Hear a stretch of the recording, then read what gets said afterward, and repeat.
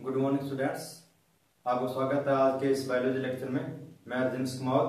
अपने पढ़ रहे थे डाइजेस्टिव सिस्टम हमारा चल रहा था और आज हम क्या पढ़ेंगे, डाइजेस्टिव सिस्टम के जो अंग है, ऑर्गन है, उसके बारे में हम अध्ययन करेंगे।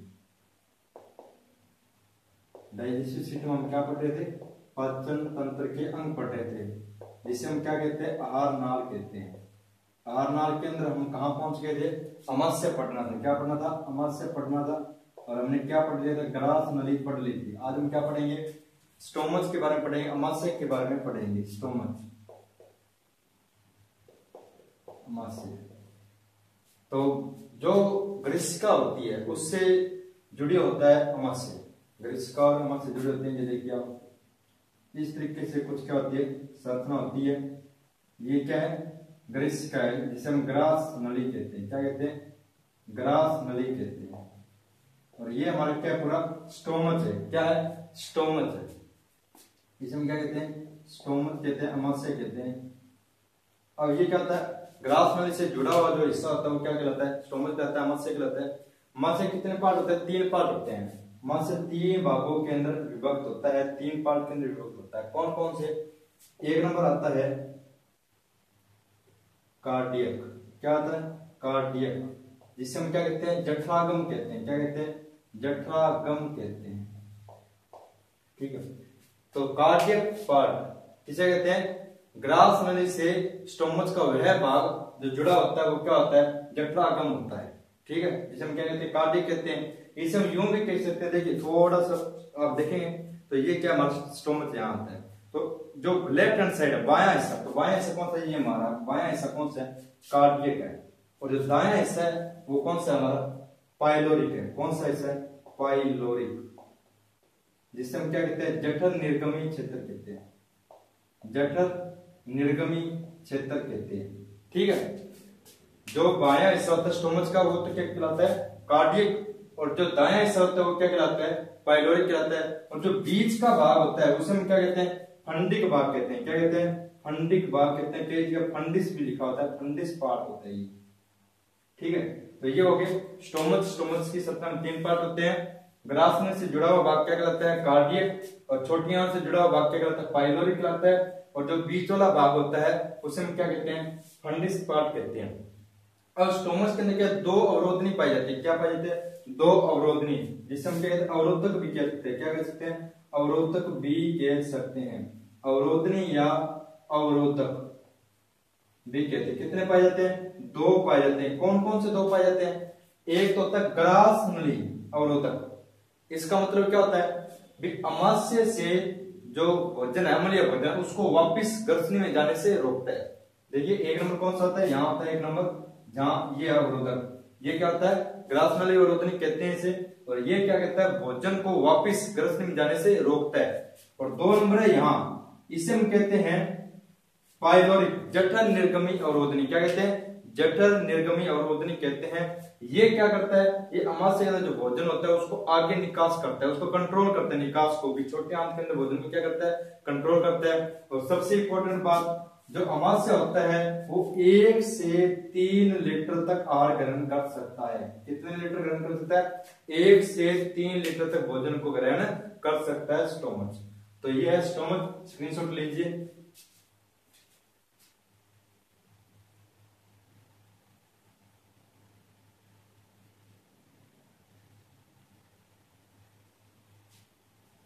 चलिए अब आगे हमें क्या पढ़ना है, छोटी आंत पढ़ना है। अमाशय कहां खुलता है, आगे छोटी आंत में खुलता है। हमें क्या पढ़ना है, स्मॉल इंटेस्टाइन के बारे में हमें पढ़ना है।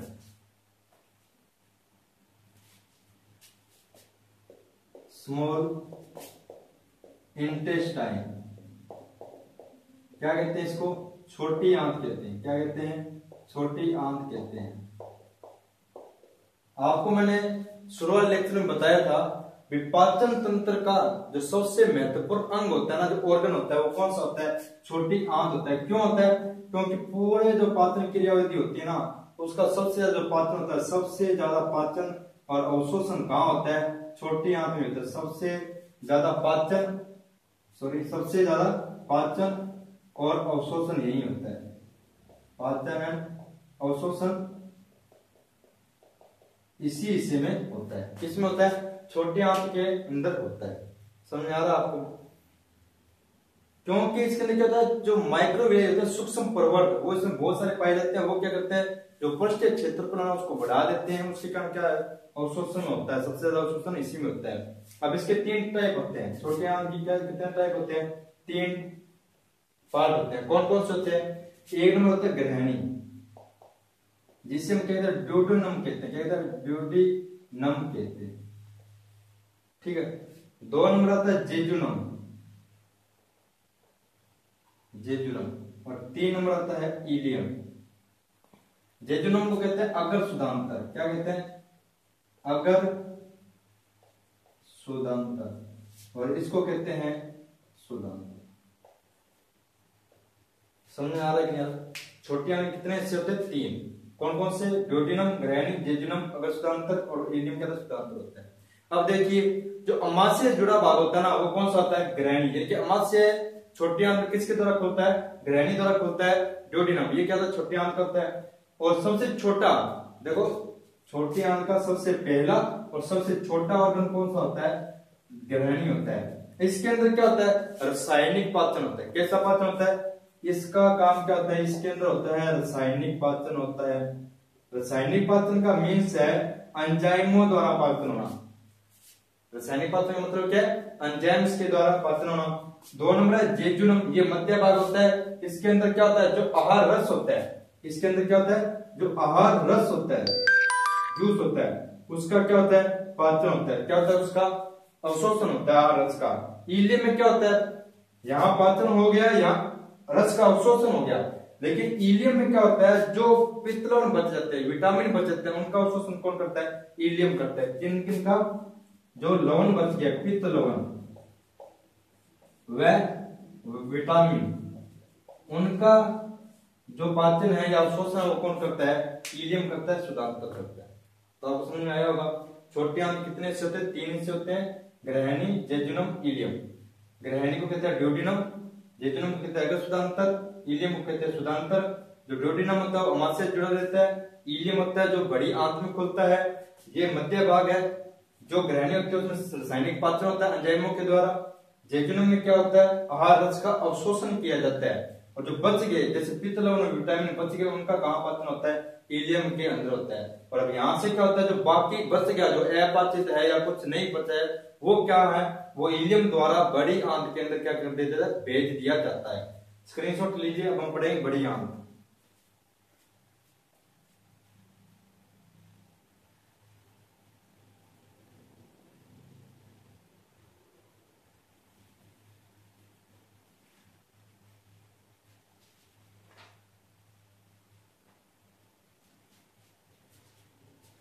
अब हमें क्या पढ़ना है?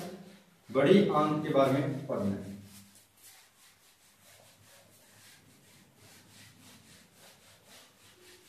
लार्ज इंटेस्टाइन, बड़ी आंत।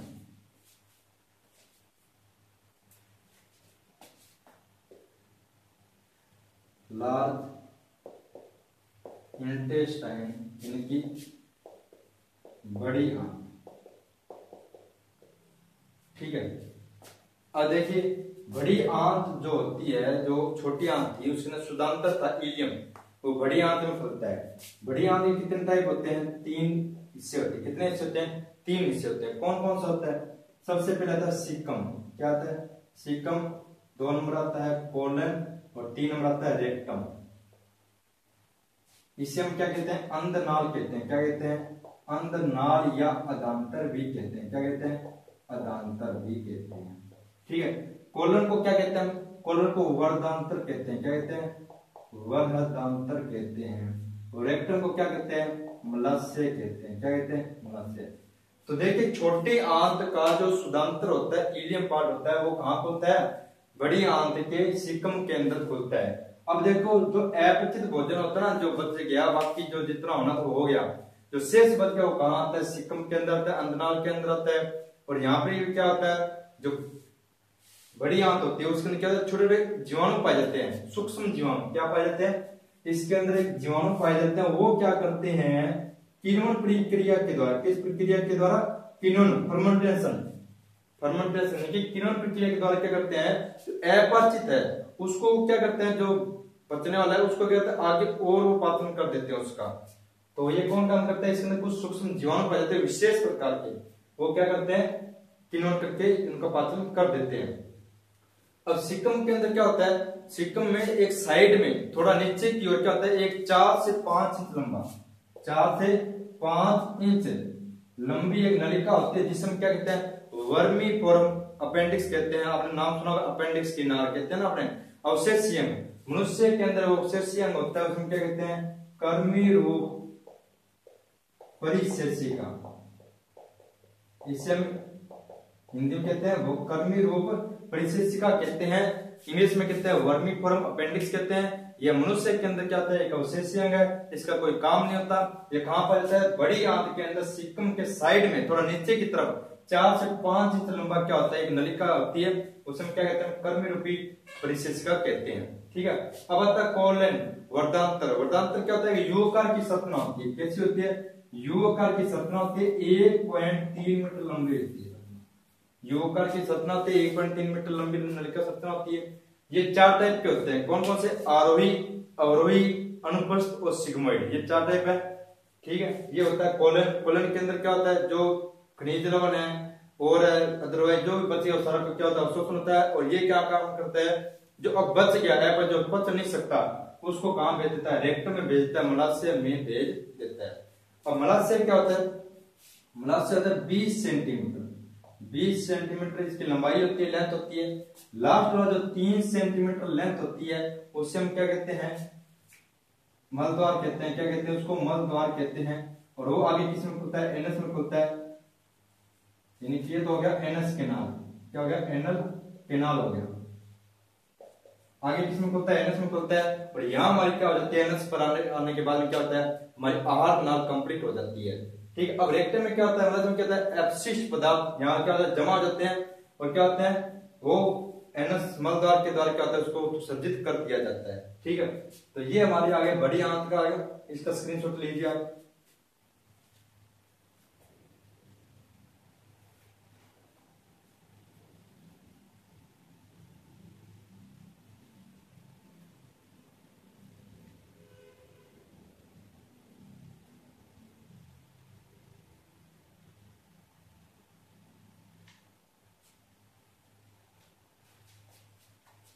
ये हमारा क्या बड़ी आंत हो गया। बड़ी आंत में क्या होता है, मेन काम क्या होता है, खनिज लवणों का अवशोषण होता है और जो अपशिष्ट पदार्थ है उसको आगे निकास करना होता है। मेन काम यही होता है इसका। आपसे पूछ रहे थे जो अवशेषी अंग है वर्मीफोरम अपेंडिक्स को कहां पाया जाता है, लार्ज इंटेस्टाइन में पाया जाता है, बड़ी आंत के अंदर पाया जाता है। ठीक है, अब हम चलते हैं, ये तो हमारा हो गया आहार नाल कंप्लीट हो गई। लेकिन आहार नाल के अलावा क्या होता है, इसके अंदर ग्रंथि पाई जाती है। 3 ग्रंथियां पाई जाती है। कौन कौन सी ग्रंथियां पाई जाती है, एक तो आपको मैंने लाल ग्रंथि बताई थी, एक मैंने अग्राशय ग्रंथि बताई, तीसरी मैंने क्या बताया, लीवर यकृत बताया था मैंने आपको। मानव शरीर की सबसे बड़ी ग्रंथि होती है लीवर, यकृत होती है ना। तो हम पहले लीवर पढ़ेंगे, क्या पढ़ेंगे, लीवर पढ़ेंगे, यकृत। ज्यादा हम डीप में नहीं जाएंगे। यकृत के अंदर में इतना पढ़ना है, सबसे बड़ी पाचक ग्रंथि ये होती है, सबसे बड़ी पाचक ग्रंथि है ये। इसकी शेप कैसी होती है, त्रिकोणाकार। कैसी होती है, त्रिकोणाकार होती है। इसके अंदर क्या होता है, छोटी छोटी पाली पाई जाती है। क्या पाई जाती है, छोटी छोटी बहुत सारी, कम से कम 1 लाख, कम से कम क्या होती है, 1 लाख से ज्यादा ही होती है। छोटी छोटी पालियां मौजूद होती हैं। पालियां क्या होती है, प्रेजेंट होती है, उपस्थित होती हैं। ये क्या होती है, लीवर की क्रियात्मक व संरचनात्मक इकाई होती है। इसे कहते हैं लीवर लोब्यूल कहते हैं हम। छोटी छोटी पालियां होती है, वो क्या होती है, लीवर की क्या होती है, क्रियात्मक और संरचनात्मक इकाई होती है। और ये क्या करते हैं, ये पित्त का निर्माण करती है। किसका निर्माण करती है, पित्त का निर्माण करती है, बाइल जूस का निर्माण करती है।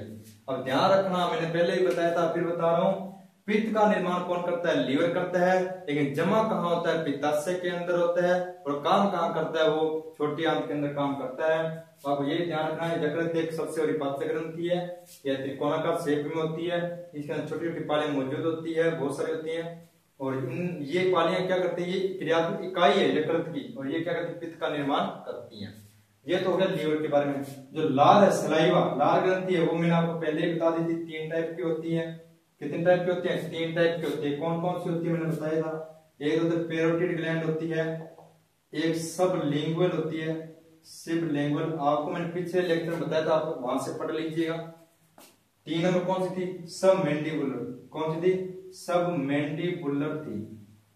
ठीक, टोटल 3 प्रकार की लार ग्रंथि थी, ये मैंने आपको पिछले लेक्चर में करवा दिया।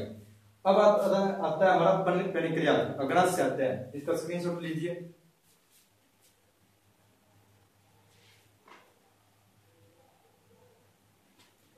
अब देखिए हमें क्या पढ़ना है, अब पेनिक्रियाज के बारे में पढ़ना है, अग्नाशय। किसके बारे में पढ़ना है? अग्नाशय। पेनिक्रियाज क्या होता है?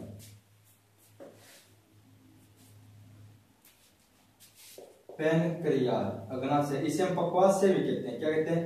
पक्वाशय भी कहते हैं अग्नाशय। यह एक प्रकार की क्या है? मिश्रित ग्रंथि है। कैसी ग्रंथि है? मिश्रित ग्रंथि है। मिश्रित ग्रंथि है, यानी कि ये अंतःस्रावी और बहिःस्रावी दोनों प्रकार की, अंतःस्रावी ग्रंथि भी और बहिःस्रावी दोनों प्रकार की क्या है? यह ग्रंथि है।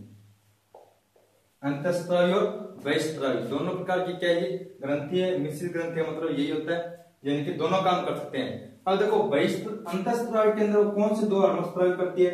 इंसुलिन। कौन सा हार्मोन स्राव करती है? वो इंसुलिन। और एक होता है ग्लूकेगॉन, ग्लूकागॉन बोल दो चाहे ग्लूकेगॉन बोल दो, ये 2 हार्मोन होता है। लेकिन बहिःस्रावी में वो क्या स्राव करती है? बहिःस्रावी में कौन सा एंजाइम स्राव करती है वो बताइएगा। अब देखिए इंसुलिन होता है, जो इंसुलिन का काम क्या होता है? ये हमारे शरीर के अंदर मौजूद शर्करा होती है, शर्करा मीन्स ग्लूकोज, उसको किस में बदल देता है? ये ग्लाइकोजन में बदल देता है। किस में बदल देता है? ग्लाइकोजन में बदल देता है। और ग्लूकागॉन क्या होता है? इस इंसुलिन के उल्टा काम करता है। कैसा काम करता है? उल्टा काम। ग्लूकागॉन होता है ग्लाइकोजन को किस में बदलता है? ग्लूकोज में बदल देता है, शर्करा में बदल देता है। तो ये क्या करते हैं? एक तरीके से क्या करते हैं? रक्त शर्करा को नियंत्रित करते हैं। क्या करते हैं? रक्त शर्करा को ये नियंत्रित करते हैं। समझ में आ रहा है क्या? आप स्क्रीनशॉट लीजिए इसका।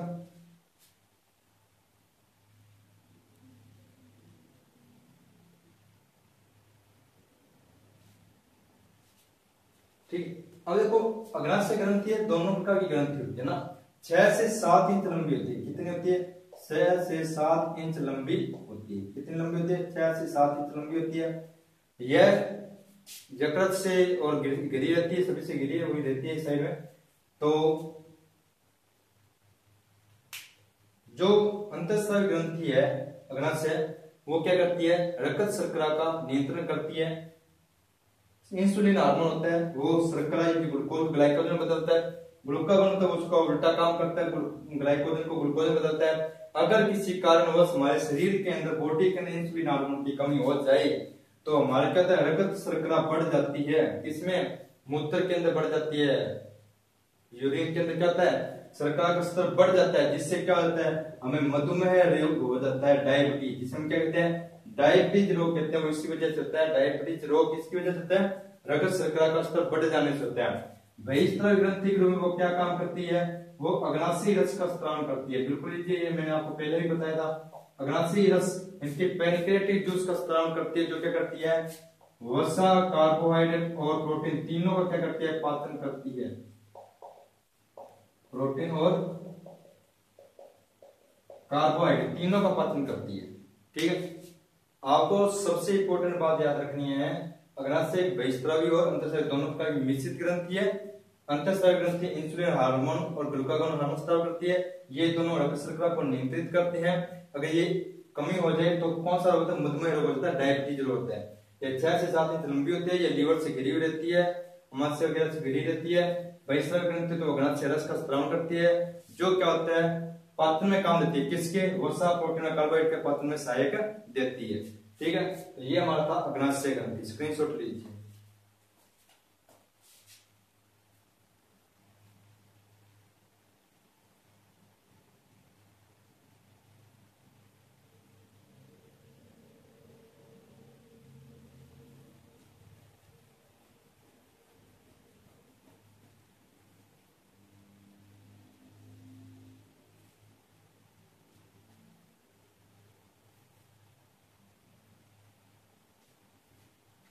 अब देखिए आप, ये हमारा क्या हो गया, पूरा आहार नाल कंप्लीट हो गया। क्या हो गया, आहार नाल कंप्लीट हो गया। अब हम एक बार थोड़ा सा रिवाइज करेंगे। अब रिवाइज ये करना है, हम पढ़ रहे थे डाइजेस्टिव सिस्टम पढ़ रहे थे, पाचन तंत्र। पाचन तंत्र पढ़ने से पहले हमें पता होना चाहिए पाचन तंत्र के अंग कौन कौन से हैं। तो हमने बताया पाचन तंत्र का जो अंग होता है उसे हम क्या कहते हैं, पाचन तंत्र का जो महत्वपूर्ण अंग होता है उसे हम क्या कहते हैं, आहार नाल कहते हैं। क्या कहते हैं, आहार नाल कहते हैं। जो कितने मीटर लंबी होती है, 8 से 10 मीटर लंबी होती है। और कुछ बुक में कितना दिया है, लगभग 11 मीटर भी दिया है। मैंने आपको ये बताया था। अब मैंने इसको बताया था आहार नाल कहां से शुरू होती है, मुख से स्टार्ट होती है। कहां से स्टार्ट होती है, मुख से स्टार्ट होती है और गुदा द्वार के अंदर क्या होती है, खत्म हो जाती है। तो मैंने कहा जो मुख होता है, मुख के अंदर क्या होती है, मुख गुहा होती है, मुख गुहा। और मुख गुहा किसमें खुलती है, ग्रसनी के अंदर खुलती है। और ग्रसनी होती है वो किसके अंदर खुलती है, ग्रास नली के अंदर खुलती है, ग्रास नली। और ग्रास नली किसके अंदर खुलती है, अमाशय के अंदर खुलती है, अमाशय, स्टोमच के अंदर। जो अमाशय होता है वो किसके अंदर आगे खुलता है, छोटी आंत, छोटी आंत। छोटी आंत आगे किसमें खुलती है, बड़ी आंत में खुलती है, बड़ी आंत। बड़ी आंत किसमें खुलती है, आगे एनस। लास्ट क्या होता है, एनस होता है। तो देखिए आहार में कहां से लेकर कहां तक होती है, मुख से लेकर एनस तक होती है। हमने सब कुछ पढ़ लिया है, मुख पढ़ लिया, मुख गुहा के अंदर हमने लार का अध्ययन कर लिया, जीभ पढ़ ली और हमने दांत भी पढ़ ली। क्या पढ़ ली, दांत। ये हमने तीनों चीजें कंप्लीट कर ली हैं। उसके बाद हमने ग्रसनी के बारे में पढ़ा, फिर हमने ग्रास नली पढ़ी, फिर हमने अमाशय के बारे में पढ़ा आज, फिर छोटी आंत, बड़ी आंत, फिर एनस आ गया। ठीक है। अब देखो ये तो हो गया पाचन तंत्र के अंग हो गए। दूसरी चीज मैंने आपको क्या पढ़ाया, पाचक रस पढ़ाई। क्योंकि आपको पता है पाचन के अंदर हमें क्या जरूरत पड़ती है, पाचक रस की। कितने प्रकार के बताए, मैंने टोटल 5 प्रकार के आपको पाचक रस बताए थे। कौन कौन से थे पाचक रस, एक नंबर था पित्त रस। कौन सा था, पित्त रस। एक लाल आपको बताइए, एक अग्नाशी रस, अग्नाशी रस, एक अमाशयी रस, अमाशयी रस, और लास्ट आता है आंतरीय रस, इंटेस्टाइनल जूस। तो ये 5 प्रकार के पाचक रस थे, ये हमने पढ़ा थे।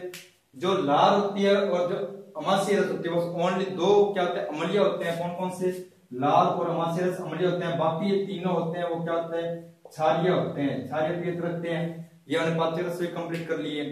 अब हमें क्या पढ़ना है, पाचन की क्रियाविधि पढ़नी है। क्या पढ़नी है, हमने भोजन को अंतर्ग्रहण कर लिया, अब हमें क्या पढ़ना, पाचन की क्रियाविधि पढ़नी है। अब पाचन की क्रियाविधि के अंदर क्या आता है, पाचन क्रियाविधि का मतलब भी कार्बोहाइड्रेट हम जब लेते हैं पॉलीसेकेराइड में, तो आगे किन स्टेप में तोड़ता है। ऐसे हम वसा को पढ़ेंगे, ऐसे हम प्रोटीन का पढ़ेंगे। और उनका जो विभाजन हो रहा है, टूट रहे हैं, वो सरलीकृत हो रहे हैं, तो उनमें कौन कौन से एंजाइम भाग ले रहे हैं। तो कल हम सारा ये रासायनिक पाचन के बारे में पढ़ेंगे। पाचन की क्रियाविधि हम कब पढ़ेंगे, कल पढ़ेंगे। मैं उम्मीद करता हूँ आपको जितना अब तक पढ़ाया गया वो साफ समझ में आया होगा। और आप ज्यादा से ज्यादा इस वीडियो को शेयर कीजिए, लाइक कीजिए, कमेंट भी कीजिए। समझ नहीं आ रहा वो आप डाउट भी पूछिए। मिलते हैं नेक्स्ट लेक्चर में, तब तक के लिए धन्यवाद।